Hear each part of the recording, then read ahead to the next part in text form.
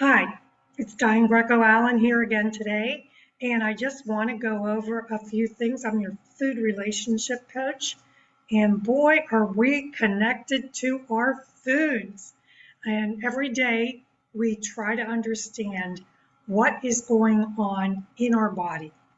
And just a recent episode, I just want to mention a lot of people are out and about, and we love to be out in the summer, and we love to be out in the nature and just enjoying the camping and trails and a lot of walking because that's what I love to do. And I thought maybe I'd share with you some things that you might be dealing with that I have also experienced. But some of you might be in a more debilitated state from some of these issues. And I've had to learn through my own experiences that it's not easy to take on some specific type of protocol for a diet. There are many types of diet plans out there, but sometimes with functional medicine and functional nutrition, we're looking at some other things that are going on alongside of your normal daily routines.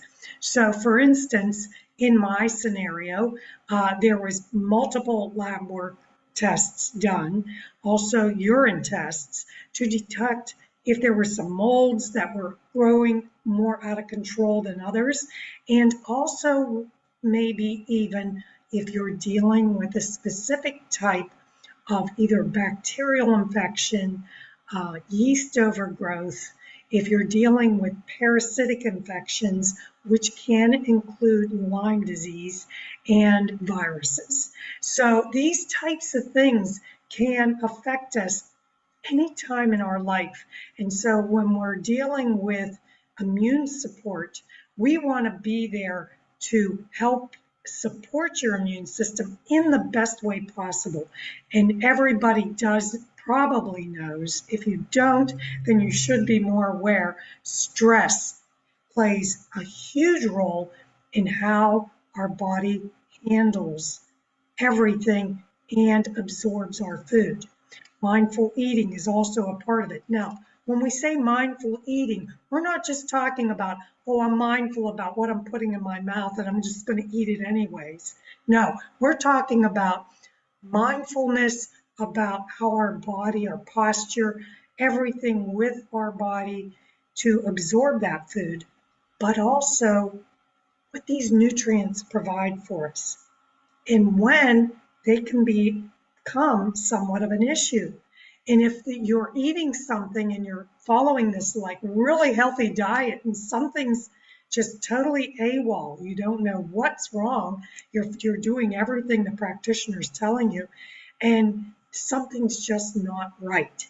Now, it could be maybe an external toxin that you're exposed to, could be a food handling problem, where you're getting your foods from, or maybe how you're handling your food in your own refrigerator and health in your kitchen. But there's a little bit more to the picture. So we're going to talk a little bit about autism.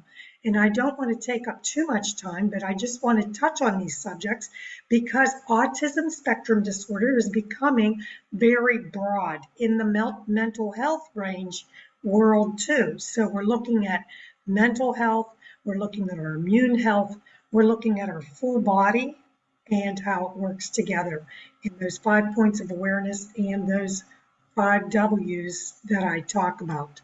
So we are, want to get into why oxalates may be causing some issues for some individuals. Now, I had gone through a period in my life where I saw a lot of oxalates being in my urine. So you can detect oxalates in your urine.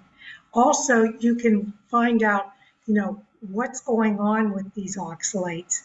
And we want to know a little bit more about what's going on in your small intestine. All right. So sometimes what we're looking at is not only in your small intestine, but in the organs that help to digest and all the glands that help you to get that food broken down into its simplest form to be processed and to be used. So you want performance is what it is.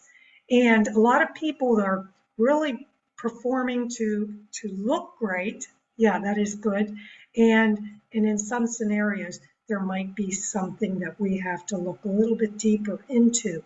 So I'm just going to go over some of the things that the Great Plains Lab reviews, because you may have gone to a doctor who said, maybe a urologist or someone that says you have high oxalates in your urine.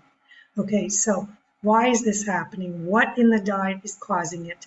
And, you know, what can we do to help to manage these conditions? So high levels of oxalates are common in autism. Malabsorption of fat and intestinal Candida overgrowth are probably the major causes for elevated oxalates in this disorder.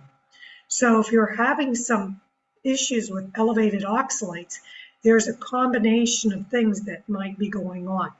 We always have to come back to all the processed foods that we're eating, and we always have to come back to how and when and why we're eating, and what time of the day, and you know where you're getting your foods from, and are they a good form?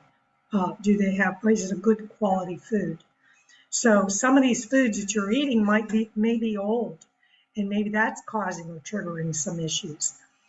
Considering that maybe you might need to take out some of the junk food out of your refrigerator and put some of that good food in there to keep it healthy. Okay, I'm going to read this only because these things sometimes need to be revisited later on. You might have heard it earlier, and you need to revisit this information. Even individuals with elevated glyceric or glycolic acids may not have a genetic disease. So when they do an acids test or an OAT, organic acids test, that's what it's called. It's an OAT panel. When they do something, they're looking at all the organic acids that are either in your body naturally, or that's coming into your body and causing some issues. Okay, to rule out genetic diseases in people with abnormally high markers characteristic of genetic diseases, there are some steps you need to take. Okay, so there's nutritional steps. They check for Candida. We like to treat Candida. I personally believe that if you've been on wheats or processed foods for a long period of time, or drinking beer, or some of these other, any types of alcohols, whatever, you may have an overgrowth of Candida, and that could be very likely. My mother, who, when you think about all the people that go through chemo, one of the things that they look for during chemo is to see if your tongue is growing Candida. Now, this isn't just on your tongue. This is all through your intestinal bowel. These things occur as a result of poor malabsorption of nutrients and foods. So when you think of chemo and those treatments, you have to think about why they're looking at these and what's occurring at the time that you're getting chemo. What are your stresses in your body? So then they say about rechecking your organic acid tests, and vitamin C does play a role in some of these acid tests, and so it says repeat the organic acid test after abstaining from vitamin C. So they do know that there's some interaction with the foods that you're eating and the organic acid tests. Okay, so one of the things, bone oxalate levels are, it says that they're actually not detectable in healthy subjects, but oxalate deposition in the skeleton tends to increase bone reabsorption and decrease osteoblast activity. Okay, these are some high words in the medical field. Osteoblasts, okay, these are all in the immune system. They come from your bone marrow. You want to think about when you have bone pain, you're experiencing this for a purpose and a reason. And it might be that your bones, there's two reasons. There's the mineralization of bone and how it stays mineralized and stays intact and strong, and you don't want to demineralize your bones. So that's what you see when you see somebody who's got bone density issues or osteoporosis. Okay, so these things are about mineralization. Now, if you do not take care of eating the proper foods to support your bones, then you're going to have trouble even in the bone marrow.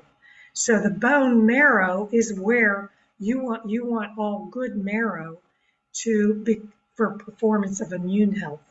There's other immune areas in your body, and they are in the intestine, they are in your spleen, they're in your lymphatics. All these things play a role. And so therefore you have to be understanding that there's no one specific thing that we're going to talk about to heal you. Okay, there's not one specific. And so we're going to talk just about what types of foods these oxalates can occur from. And just because of my own recent episode of leg swelling and knee swelling and ankle, I had to reinvestigate, okay, what am I doing that is causing these issues? And again, it came to me, even the healthiest foods can sometimes trigger some of these events. So oxalates may also be deposited in the kidneys, the joints, the eyes, the muscles, blood vessels, brain, heart, and can contribute to muscle pain and fibromyalgia. So we're talking about muscle pain, fibromyalgia, joint pain. We're talking about autism, autism spectrum disorder. So this is a huge, broad area. And then you want to put underneath that word diabetes. Okay, so you're going to put diabetes under here, and then you're going to put all that other stuff up on top. But oxalate crystal formation in the eyes can be a source of severe eye pain, and especially with autism, eye-poking behaviors. So if your child is experiencing some weird, they're doing strange things and that you can't understand it, it might be that they're dealing with pain in some area of their body. So they can't always, explain what they're experiencing. So they might do some behaviors to share that. Okay, so those are very difficult to, explore, but that's something that parents need to be aware of, and also grandparents. And sometimes it takes multiple people in your little family to understand what that child is dealing with, okay? Somebody can say something, you can't be offended. You say, okay, that's something I didn't even think of, and then go to the next thing. So these crystallizations throughout the body can be painful. And if you're experiencing joint pain, you can, I went through this recently, and I had to read back over this information to say, oh, I see what the heck was going on there. Okay, so anyway, the high oxalates in the GI tract may significantly reduce absorption of essential minerals such as, and if you're taking calcium, magnesium supplements, zinc, and others, it might be that you have too much oxalates. Okay, so it changes the absorption rate. All right, so they have seen oxalate deposits in the breast associated to breast cancer. So that's another reason why we should be aware of these foods. So I'm going to go over some of the foods that might be causing some issues for you. And I remember my sister Carmela, who was a Sister of Mercy, talking about how she couldn't eat spinach. And now it makes more sense to me that she was dealing with some oxalate issues. So high in oxalate foods are spinach, beets, chocolates, soy, peanuts, wheat bran, tea, cashews, which are supposed to be wonderful with magnesium, pecans, almonds, berries, and others. Now, this is really troublesome because if you are on a healthy diet and these are some of the foods that you're relying on every day, this could be a problem. So my thoughts are to back totally away, to reduce the amount that you're eating and sequence it over the week. You want to like these on this day, these on this day, this on this day. Balance it out, always rotate. Some people would say to remove everything. I'm not in that train of thought, but I would back away totally. Because as soon as I introduced chocolate and I introduced peanuts to my diet, then I became more aware of those pains. So this might be occurring for you too. Also, if you're dealing with Lyme's disease can cause joint arthralgias, all kinds of issues, and can cause you to have like terrible migraines and headaches and things like that. So if that's the case in the scenario, then you're going to be in a tricky place. You want to check your oxalates. They can check that in your urine to see where you are and see if you can tolerate these foods, and then really carefully pan that out. Now, people with abnormally high markers characteristic of genetic diseases, now some of those genetic diseases you can get those checked out, but you're going to want to avoid spinach, soy, nuts, and berries for 1 month, okay? If Candida is present, you're going to go on the Candida diet, and that is really just taking all those processed foods out, trying to work on removing as much simplified sugar as you can. You want to have some, but not a lot. And then just being very slow with introducing any of the fruits and vegetables that have oxalates in it. So, and then you want to repeat that organic test. My thoughts are too that some people are taking high volumes of supplements, and you want to be wise about that because you don't want to be doing supplementation while you're eating the same type of food that supplements that food. Some of those supplements, although, might be something that you can absorb easier. So you want to talk to your natural nutritionist, your doctor, and maybe even the pharmacist if they are understanding of what's in those supplements that might be beneficial. Anymore, to my personal experience, I don't believe that we need to be on a multivitamin. I believe we need to be supplementing specifics and understand how it works and which area you are needing to draw from to balance things out and to help your gut absorb your foods. So that's all I have for you today on autism, breast cancer, we covered a lot, diabetes, oxalate, high oxalates in your urine, and understanding, Candida and how to be healthier in your world, and to rheumatoid arthritis, any of these arthritis issues that you're having, maybe help you get to a better place. Tea also, I'm a big tea drinker, so a lot of the people that drink tea may have some of these issues. Just know which and when to drink those teas. Diane Greco-Allen, Food Relationship Coach. I hope you have a beautiful day. And please, if you have any questions or you may want to make a suggestion, I would just be very careful to understand where each individual is in their journey with their health, and knowing that we must support our health with our well-being, our mental health, understanding our emotions and how it's related to our gut and our eating habits. Have a great day, and please subscribe to my channel, ring the bell, and then we'll get to anything that you may have in the down below underneath the video. Thank you, guys.